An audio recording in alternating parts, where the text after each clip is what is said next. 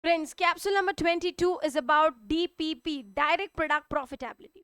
Just like every customer does not give you equal profit, friends, every product will also not give you equal profit. And obviously, there is a need to know that how much profit is given by each of the product. And that is the reason we calculate the net profit of each product. And this calculation again will be done using activity based costing. How it is done, have a look at this. Suppose there are three products A, B, C. We write down the sales, we subtract cost of goods sold, and we get gross margin. And after that, we will deduct indirect cost using activity based costing. Okay? Packing cost, how much packing cost is to be charged to the product? What are the shelf stocking hours for each product? Or any other activity which the product consumes will be charged accordingly, and it will be charged to the extent it consumes the activity.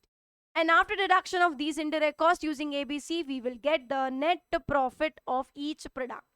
Friends, this profit will be useful for taking decisions. It will actually give us insight of which product is profitable, which is not. Remember, gross margin does not give you clear insight. It is net profit which gives you clear insight.